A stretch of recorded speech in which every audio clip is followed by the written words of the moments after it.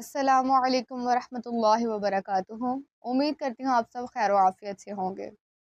हज़रत सैयदना इब्राहीम बिन हुसैन रहमतुल्लाह ताला से मनकूल है कि जिन दिनों में खल्क़े कुरान का मसला ज़ोर शोर पर था, खल्क़े कुरान की थोड़ी सी वजाहत करती चलूँ। खल्क़े कुरान से मुराद है, एक दौर में एक जालिम बादशाह था जो उलमाए कराम से ये बात मनवाना चाहता था कि कुरान अल्लाह का कलाम नहीं बल्कि कुरान मखलूक है। लेकिन हमारे उलमाए कराम सलफ़ सालिहीन इस बात पर डटे रहे, इस बात पे कायम रहे कि कुरान अल्लाह का कलाम है, ना कि मखलूक। उलमाए कराम रहमतुल्लाह ताला अलैहिम को सख्त अज़ियतों का सामना करना पड़ा। जालिम खलीफा हर उस शख्स को सज़ा दे रहा था जो खल्क़े कुरान के अकीदे में उसके मुखालिफ था। हज़रत सैयदना अफ़ान रहमतुल्लाह ताला को भी शाही दरबार में बुलाया गया।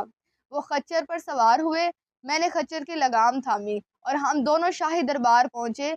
बड़े दरबार में जब उनसे पूछा गया कि तुम इस बात के कायल हो कि कलामुल्लाह मखलूक है, उन्होंने जवाब देने से इनकार कर दिया और खामोश रहे। उन्हें बार बार मजबूर किया गया कि कलामुल्लाह को मखलूक कहो, लेकिन उन्होंने ये गलत बात तस्लीम ना की और इस अकीदे पर डटे रहे कि कुरान पाक अल्लाह ताला का कलाम है और कलाम उसकी सिफ्त है, ना कि मखलूक। उनसे कहा गया, अगर तुमने कुरान पाक को मखलूक ना माना तो जो 1000 दिरहम हर माह तुम्हें बतौर वजीफा दिए जाते हैं वो बंद कर दिए जाएंगे। आप रहमतुल्लाह ताला ने ये आयत पढ़ी, वफिस समाइ रिज़्कुकुम वमा तुअदून, और आसमान में तुम्हारा राज़िक है और जो तुम्हें वादा दिया जाता है।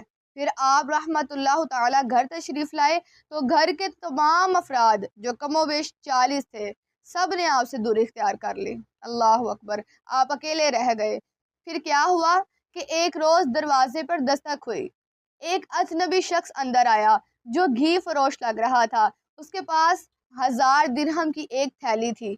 इसने वो थैली आप रहमतुल्लाह ताला के सामने रखी और कहा, ए अबू उस्मान, जिस तरह आपने दीन को कायम रखा इसी तरह अल्लाह रब्बुल इज़्ज़त आपको भी कायम रखे। ये 1000 दिरहम आपकी बारगाह में तोहफतन पेश कर रहा हूँ, इन्हें कबूल फरमाइए। और साथ ही कहने लगा, इंशाअल्लाह ताला इसी तरह हर माह आपकी खिदमत में 1000 दिरहम पेश करता रहूंगा।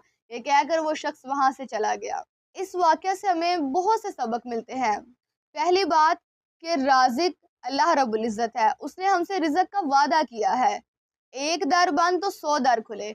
और दूसरी बात कि दीने मतीन पर हमेशा कायम रहना चाहिए। कुछ भी हो जाए अपने दीन पर डटे रहें, हक का साथ कभी ना छोड़ें और बातिल को हमेशा जुटलाएं। अल्लाह रब्बुल इज़्ज़त हमें तौफीक अता फरमाए। आमीन।